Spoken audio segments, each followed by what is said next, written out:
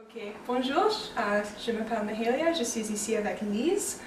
Nous sommes le 22 février et c'est pour le cours de Steve, français 3200. Ok, on y va? Oui, on y va. Donc je vais commencer avec quelques questions générales, juste un peu sur la vie au Québec. Oui.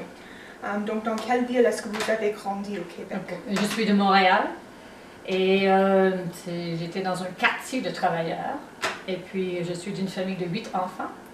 Et ce qui était très normal dans ce temps-là. Maintenant, la famille est vraiment plus petite. Est-ce que vous avez des enfants? Moi, j'ai un enfant ici. Et puis, il est à l'université aussi. D'accord. Oui. On l'a eu un peu plus tard, alors. Ouais, c'est bien. J'aime beaucoup le Montréal. Montréal, j'aime beaucoup c'est Montréal. C'est une super ville. Oui, moi aussi j'aime bien. Mais tu devrais visiter la ville de Québec. Ça, c'est bien aussi. Oui. Parfait. Donc, quels sont quelques souvenirs préférés de votre enfance au Québec? J'en ai plusieurs. On avait beaucoup de ruelles. Tous les enfants, tous les soirs, se rassemblaient, puis on jouait à la cache-cache et on s'amusait ensemble. C'était vraiment communautaire. Je me rappelle les vélos ensemble, les jeux de balles de hockey aussi. On jouait au hockey. On était dehors tous les jours. Une moyenne de 3-4 heures, même l'hiver. Et j'aime beaucoup les cordes à linge. Je trouve que c'est fantastique de voir les cordes à linge. Ici, il n'y en a pas du tout, mais je trouve que c'est spécifique à Montréal aussi. Sortir tous les dimanches, on sortait avec mon père et il nous emmenait près de l'eau. Et puis, on mangeait toujours une frite après, puis un hot dog. Un chien chaud. Et notre petite communauté était très, très vivante. Les gens d'un balcon à l'autre parlaient. On communiquait d'un balcon à l'autre. Bonjour, qu'est-ce que tu fais aujourd'hui? Puis alors, on connaissait vraiment bien les voisins comparé à aujourd'hui. C'est différent ici. Oh, c'est différent, oui. Les fêtes de famille, alors, nous autres, les fêtes de famille, on avait beaucoup de musiciens, beaucoup de chanter, beaucoup de musique, mais sans avoir pris de cours parce qu'on n'avait pas l'argent. Alors, ils faisaient tous à l'oreille. Wow. Alors, ils jouaient de la musique à l'oreille. C'était sans leçon de musique, mais on dansait, on s'amusait, puis on parlait, puis on buvait, parce qu'on a toujours pris du vin. Tu sais, c'est vraiment familial chez nous aussi. Puis on aimait rire, vraiment, beaucoup d'humour. Alors, c'est ça, je me rappelle du Québec. Ça me semble une belle enfance. Oui, c'est amusant. Quand je retourne, je le vis encore, mais parce que je ne reste pas là. C'est différent, mais oui, c'est vraiment, oui. OK. Et donc, quand est-ce que vous avez quitté le Québec? En 76. 75-76, oui. Et c'était direct ici? Non, moi je voyageais un petit peu. J'étais en Ontario, j'ai travaillé un peu. Ensuite, je suis allée à Regina, en Saskatchewan, pour un an. Et puis ensuite, je suis arrivée à Lethbridge et j'ai terminé mes études à Lethbridge en éducation. Mais j'avais fait du travail, comme travailleuse sociale, c'est ça. Je voulais devenir à Montréal. Alors j'étais au cégep pendant presque 3 ans. Wow. Oui, puis ensuite je suis arrivée ici pour terminer mon études oui, en éducation, mon bac en éducation. Donc comment est-ce que vous avez trouvé le cégep? Parce que ça, on ne l'a pas ici. Bon, le cégep c'est un peu comme l'université, mais moi je trouve que c'est plus relax. On a vraiment des cours aussi de 2-3 heures et puis on doit étudier, mais je trouve que l'environnement est un peu différent. Je trouve que les gens sont beaucoup plus près l'un de l'autre parce que souvent quand on finissait, on s'en allait tout de suite dans les cafés. Puis là, on parlait de philosophie, on parlait même de nos cours, qu'est-ce qu'on faisait, puis qu'est-ce qu'on pourrait améliorer. Puis c'est toujours dans les petits cafés qu'on s'amusait le plus. C'est ça qu'on faisait tout de suite après l'école, là, on s'en allait prendre un café, on fumait dans ce temps-là, parce que dans ce temps-là, tout le monde fumait, j'ai l'impression. Mais tu sais, on fumait, on se pensait vraiment philosophe. C'est vraiment différent comme... Donc c'est quel âge environ? J'avais 17-18 ans. 17 oui. Jusqu'à... 18 ans, dépendamment si tu vas pour 2 ans ou 3 ans. Parce que si tu vas 2 ans, tu fais ton université après. D'accord, donc c'est 5 ans. Oui, 5 ans. Oui. Wow, c'est bien. Et donc, vous avez quitté pour l'emploi ou le travail? Pour apprendre l'anglais. C'était mon but en premier. C'était mon premier but primordial. Mais ensuite, j'ai rencontré mon mari. Alors, je suis restée. Il est albertain, mais... prochaine. Comment décrirez-vous l'identité québécoise? Et est-ce que le côté québécois de votre identité est important à vous? Oui, Ça, j'ai l'identité québécoise. C'est le côté québécois de votre j'ai marqué l'identité québécoise. Avant que je parte, avant que je parte du Québec, l'identité québécoise, il y avait les grandes familles encore. Les gens se mariaient, il n'y avait plus de divorce, femmes qui restaient à la maison, pour, il y avait un seul emploi. Et puis je me suis aperçue que quand je suis arrivée ici, il y a eu une évolution qui s'est faite et puis tout ça, ça a changé complètement. Maintenant, tu vois, les femmes travaillent, les 3 quarts des femmes travaillent, et puis ils ont 1 ou 2 emplois, 2, 3 emplois pendant leur temps, leur vie. Et les gens ne se marient plus, ça fait longtemps, ils vivent ensemble. Ça, c'est très commun, moi, dans ma famille, j'ai beaucoup de personnes. Il y a beaucoup de divorces. Beaucoup de gens qui vivent seuls maintenant, qui ont uniparental, puis dans ma famille, j'en ai plusieurs aussi. Alors, puis il y a un grand changement qui s'est fait avec les années. Mais, qu'est-ce qui se passe? Les gens du Québec, je ne sais pas si tu veux parler de ceci, sont vraiment chaleureux et aimables. Ils ont beaucoup de compassion, moi je trouve, comparé. Ben, c'est un peu différent ici, je ne vais pas toujours comparer. Là. Ils ont une joie de vivre qui est différente. On aime la famille et les fêtes. Ça, définitivement, c'est un point qui est important. Puis, pour presque tous les gens de l'Est, je trouve que c'est vraiment quelque chose de... La famille est vraiment importante. C'est ça. Aussi, au Québec, maintenant, le Québec d'aujourd'hui, on maîtrise la fécondité, dénatalité, redéfinition du mariage, légalisation du divorce, l'entrée massive des femmes sur le marché du travail et on redéfinit le rôle de la femme au sein de la société. Je trouve que ça, c'était vraiment important au Québec. Oui. C'est quelque chose qui était fort. Tu sais. Où me conseillerez-vous de visiter au Québec si j'allais? Ah! Il y a tellement d'endroits. Oui. Premièrement, la ville de Québec. Il faut que tu la vois absolument ça. Puis tu connais déjà Montréal, alors ça va bien. Gaspé, Charlevoix. C'est très, très, très joli. C'est des petites maisons typiques et puis c'est campagne. Mais c'est vraiment, vraiment joli. J'ai pensé aussi à... J'en avais une autre instant, je vais dire.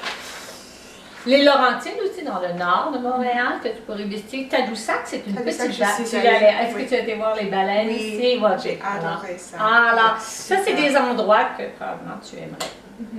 Il y en a d'autres, tu sais, parce que tu as Trois-Rivières, tu as plein d'endroits où tu peux habiter. Donc, votre ville préférée de Montréal? Québec. Dernièrement.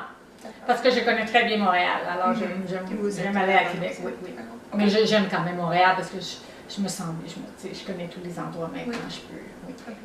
Maintenant, nous allons faire des questions sur la politique, la culture et la langue au Québec. Donc, en premier, que pensez-vous du français québécois? Je trouve que le français québécois, c'est une langue colorée et typique de chaque région. Il y a beaucoup de jargon, d'anglicisme et de jurons, des patois. Il y a de tout dans la langue québécoise. Mais son début était, au début c'était le français européen, c'est les Européens qui sont arrivés, mais avec les années, c'est devenu comme des dialectes régionaux. Moi, je me suis aperçue, le langage québécois a aussi évolué quand même. Je dirais qu'à Montréal, il y a plusieurs personnes dont leur français devient international. Ce n'est pas un français européen, mais c'est quand même un français qui est... Quand les gens parlent, tu les comprends très, très bien. Quand je suis allée à Paris, les Parisiens ont vraiment de la difficulté à nous comprendre. À cause de notre accent. Et puis, je me suis aperçue aussi qu'ils sont très limités. Ils veulent te parler seulement si tu parles de leur façon. Oui. Mais quand tu sors de Paris, je me suis aperçue dans le nord et le sud de la France, les gens sont beaucoup plus ouverts. Oui, et puis facilement, ils peuvent...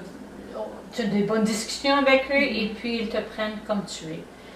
Et ça, je ne peux pas dire que toute la France est pareille, mais Paris, je vais l'éviter maintenant. J'ai vécu la même avec un accent anglophone à Paris.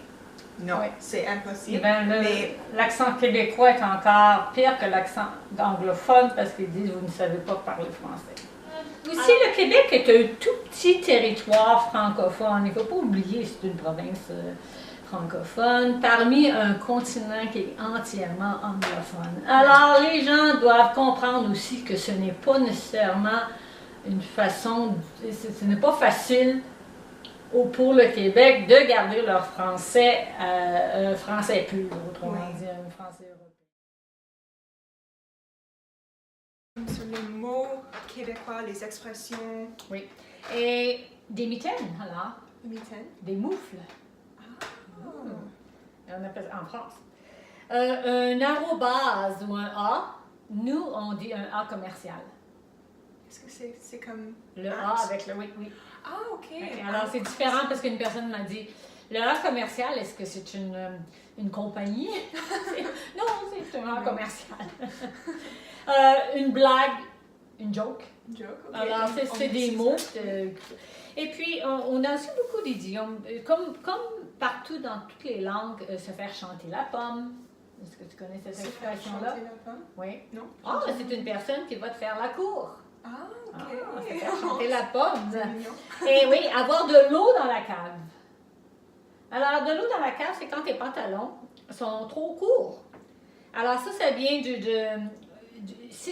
quand il y avait des fuites d'eau dans le sous-sol, le réparateur venait, mais il fallait qu'il remonte ses pantalons pour ne pas les mouiller. Alors, avoir de l'eau dans la cave. J'aime ça. C'est cute. Oui, ça se dit aux enfants quand ils grandissent. Quand tu as de l'eau dans la cave, oui. Et puis même toi, souvent, si quelqu'un coupe ton pantalon trop court, tu dis, tu as de l'eau dans la cave. J'en ai plein mon casse. Je pense que j'ai entendu, mais je ne vois pas ce que c'est. Alors, j'en ai trop. C'est assez. D'accord. Okay, j'en ai là, c'est assez. Je ne peux plus, j'en ai trop. Tigidou. C'est une expression qu'on utilise. Oh, ça va bien. Tigidou. Tigidou. Oui, je ne sais pas d'où ça vient J'aime bien exactement, ça, mais c'est c'est vraiment québécois, ça. On se calme le pompon.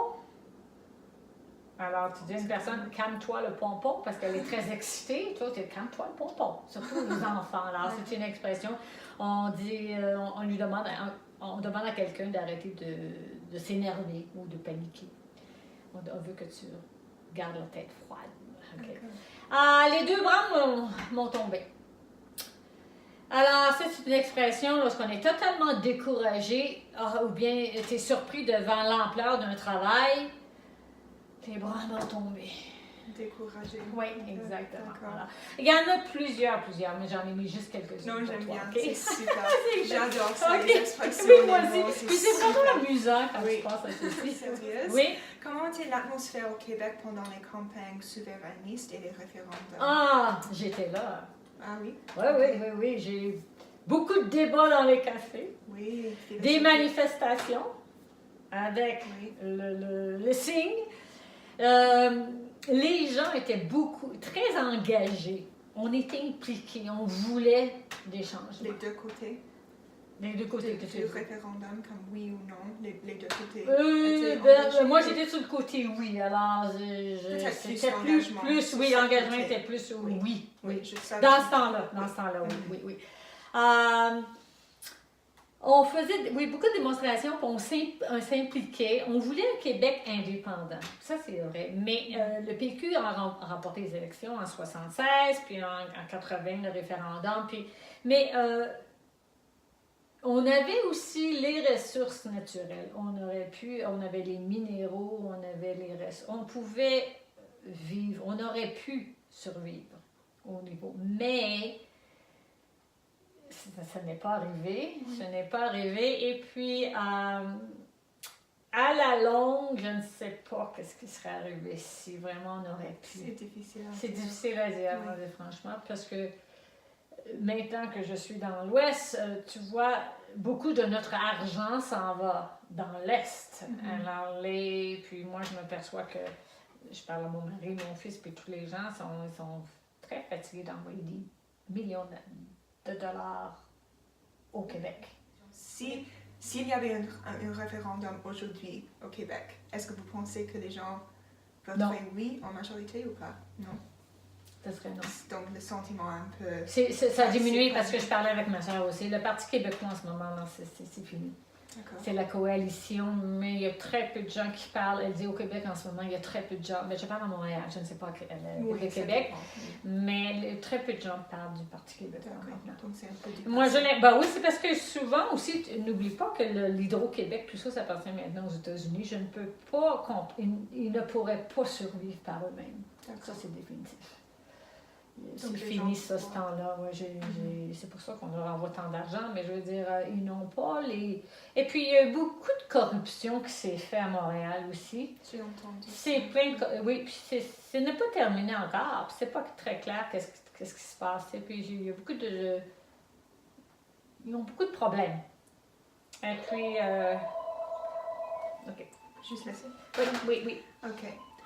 Oui, c'est intéressant ce sujet, je pense. OK. Donc, prochainement, est-ce que vous avez un roman ou film ou poème ou chanson ou tout de ça? J'ai tout. Votre préféré? Je vous ai juste donné quelques options, oui, mais... Je sais, mais moi, j'ai marqué... Oh, j'ai même pas rappelé. Ta question avant, là, je voulais dire aussi avec le Québec, tu sais que l'Église catholique c'était tellement fort, qu'est-ce qui se passait. Juste pour revenir à l'autre question, j'ai marqué, on voulait que René Lévesque soit en charge d'un Québec et non l'Église catholique. Parce que nous autres, l'Église catholique a vraiment été le problème du Québec.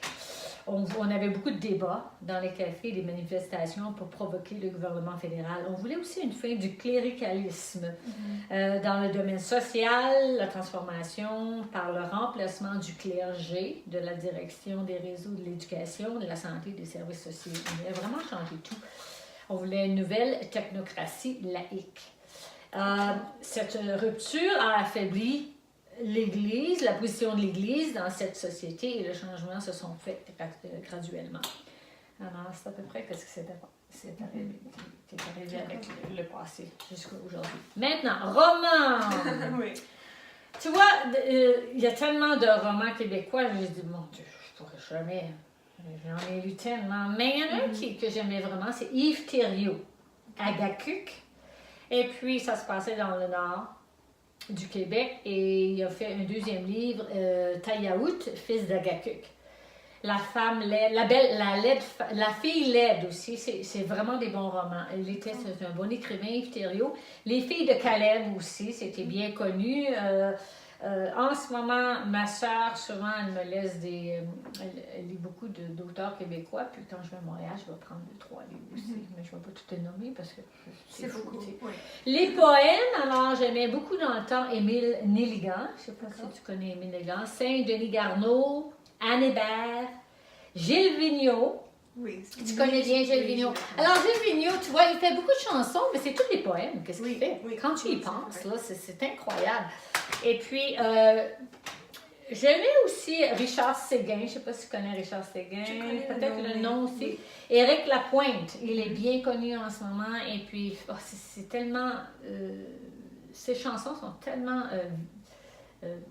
ils te prennent au cœur, là, tu sais, je veux dire, il vit qu'est-ce qu'il dit, il parle sur les immigrants, il parle sur tous les faits sociaux là, actuels, c'est ça, je veux dire, très actuels. Cherche Fiori, Harmonium, c'est des vieilles chansons, mais j'aimais beaucoup Harmonium, je trouvais ça joyeux aussi. J'ai lu aussi beaucoup de Français de France que j'ai aimé, Léo Ferré, on écoutait toujours Léo Ferré et Brassens. Alors ça, c'est tous des bons... c'est des poètes et aussi des chansonniers.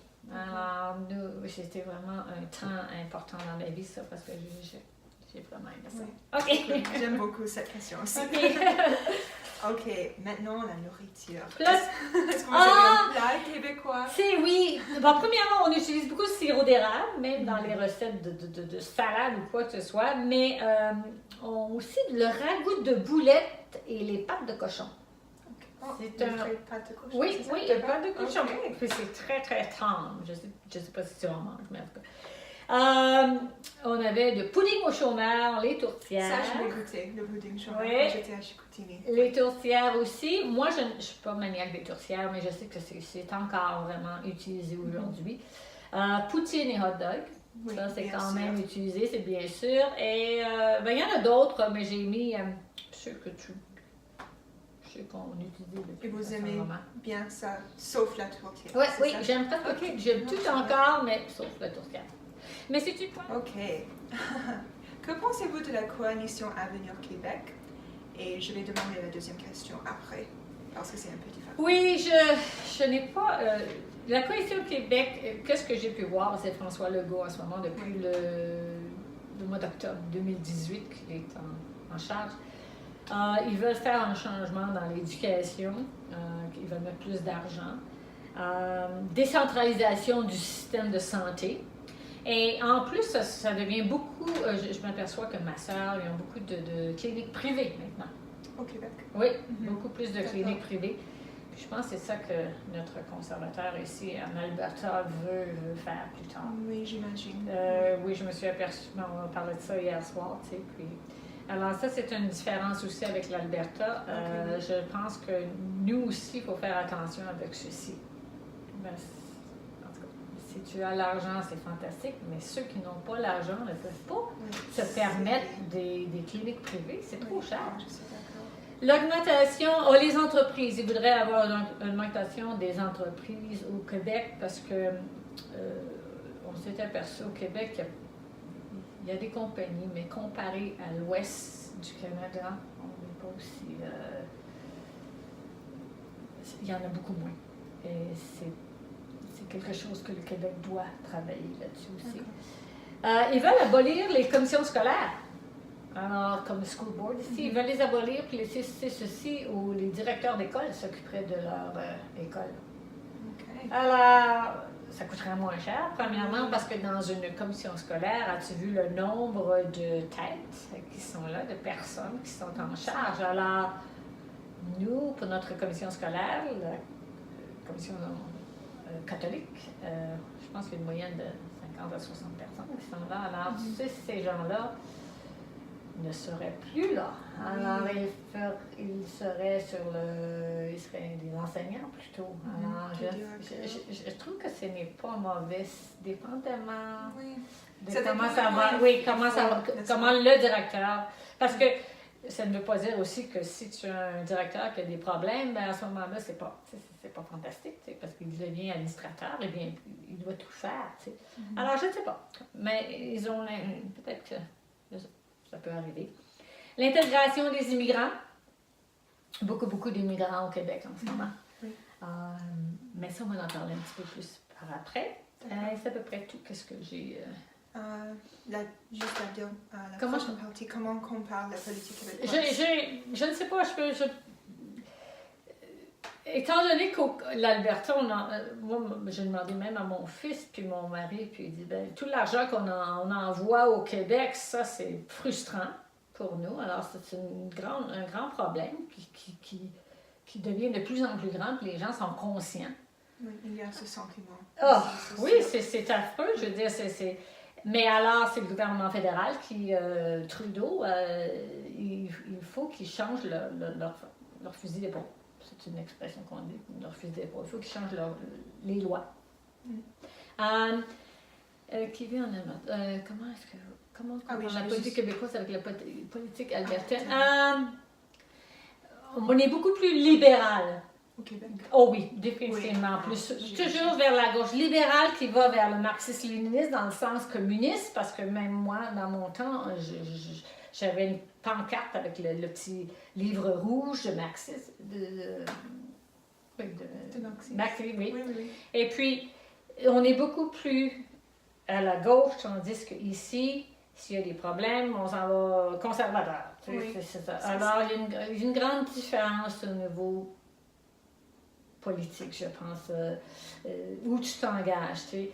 Et puis, libéral, on était chanceux que Trudeau soit entré, mais je ne sais pas pour combien de temps ici. Et puis le NDP, en ce moment, est-ce qu'il va être réélu? Je n'ai aucune idée. Difficile. Et puis, moi, j'aime beaucoup Rachel. Rachel? Oui. Moi, je trouve qu'elle a fait du bon travail, puis qu'elle continue à faire du bon travail. Oui. Et elle est facile avec beaucoup de difficultés. Ah oui, elle C'est- définitivement, ça n'a pas été facile Non, pour elle du pas tout. Puis, en tout cas, on va voir qu'est-ce qui va se passer. Alors, c'est pour ça que c'est difficile à savoir. Je peux pas. Cette question-là, il faudrait que je prenne plus de temps pour Oui, elle. c'est une question comme très politique aussi. Ben, il donc faut c'est aussi un que peu- tu prennes plus de temps à rechercher qu'est-ce que chacune des provinces Oui. peut être capable de. Je sais pas, chaque province a ses buts, puis je ne connais pas assez en détail tout ceci. Qu'est-ce que je veux dire? Donc, OK. si vous placeriez la coalition Avenir Québec comme si c'est le gauche et le droit ici politiquement, où est-ce que vous placerez La coalition? Oui. Bon, à la gauche. à la gauche? Oui, oui, oui, oui. Peut-être gauche-centre un peu? Oui, oui, D'accord. oui, oui, Ok. oui. Merci. Oui. Comment est-ce que vous vous sentez en tant que Québécoise qui vit en Alberta depuis plusieurs années? Ben, je me sens bien acceptée dans cette province. À cause de mon accent, il y a des gens qui vont me passer des commentaires. Mais il y a toujours une façon de les amadouer. Tu sais. Mais oui, ce n'est pas toujours facile. Je trouve que les Albertains aussi sont beaucoup plus conservateurs. Alors, c'est difficile d'être près d'eux, de se faire des amis. Ça m'a pris un long moment à dire de vrais amis, là, pas des amis que tu rencontres de temps en temps en ville, là, mais être près des gens. Je trouve que c'est vraiment difficile ici aussi. Sujet, je dis souvent, ça c'est québécois. Il y a aussi, je trouve qu'on est beaucoup plus, qui vit en, comment vous sentez? Je trouve que j'avais une vision beaucoup plus ouverte, je l'ai encore, mais comme nous, l'homosexualité ou tous ces sujets tabous d'ici, tu sais, au Québec, à Montréal, en 1970, j'avais mes meilleurs amis étaient homosexuels. Alors, ce n'était pas un problème parce qu'on vivait avec ces gens-là et on ne se posait même pas de questions. Tu sais. C'était juste normal. C'était normal, puis je me suis aperçue quand je suis arrivée ici, ils se cachaient, parce que j'ai rencontré d'autres homosexuels et puis c'était tout caché. Maintenant, ça commence, c'est beaucoup plus ouvert, parce que mon fils me dit à l'université en ce moment, c'est ouvert, les gens, peu importe. Mais tu vois, ça a pris, l'évolution est vraiment différente d'une province à l'autre. Oui, c'est sûr. Oui. Et je pense que c'est un peu similaire. Oui, ça revient un petit peu avec ceci aussi. Oui. Alors, on va mettre les deux ensemble. L'esprit québécois, ben, je trouve qu'il y a une ouverture d'esprit. Dans un sens, l'évolution s'est faite plus vite. Mais je parlais avec ma sœur, puis elle trouve parfois que leur ouverture d'esprit est limitée. Quand ils pensent à une chose, ils reviennent dans le passé. C'était comme ça, puis on ne veut pas vraiment changer. Elle me dit que c'est encore comme ceci au Québec. Ils sont des lois qui ont passé, puis ils ne veulent pas changer vraiment. Ils sont prêts à accepter. On a un autre problème aussi au Québec en ce moment, c'est qu'ils sont prêts à accepter les gens, les immigrants, mais on les écoute trop. On écoute trop les immigrants dans le sens que s'ils veulent s'habiller d'une certaine façon ou de porter leur voile et puis ça ne les empêche pas de le faire, mais ça devient presque un problème parce que quand ils passent, ils sont cachés partout. Alors, tu ne peux pas vraiment les voir, tu ne peux pas les reconnaître. Et puis, c'est comme on parlait, si nous, quand ils sont arrivés ici, ben, ils devraient respecter les lois du Québec, comme si nous, on va chez eux, on doit respecter les lois. Alors ça, en ce moment, il y a un grand problème. Au Québec? Oui, au Québec, oui, avec ceci. J'ai lu un peu. Puis c'est juste une minorité quand même, c'est pas quand même une majorité d'immigrants. Non. Mais ça fait rien. Et puis, ils se sont aperçus aussi qu'ils ont beaucoup de difficultés à s'intégrer dans notre société. Ils veulent juste rester ensemble, parler leur langue, faire leur trucs, mais ne pas vraiment s'intégrer aux gens autour. Au Québec. Alors ça, j'ai l'impression que ça peut amener pas mal de problèmes plus tard aussi. Autre chose, il y avait décrit l'esprit québécois. Alors, les Québécois... Le cinéma chanson, par exemple, ça fonctionne très bien. Au niveau même des jeux vidéo, on a des gens fantastiques au Québec qui ont fait leurs preuves. Et puis, ils sont bien connus maintenant. Alors, ça, c'est un côté qui est bien. La gastronomie, oui, l'art. La gastronomie est excellente. C'est un choix énorme.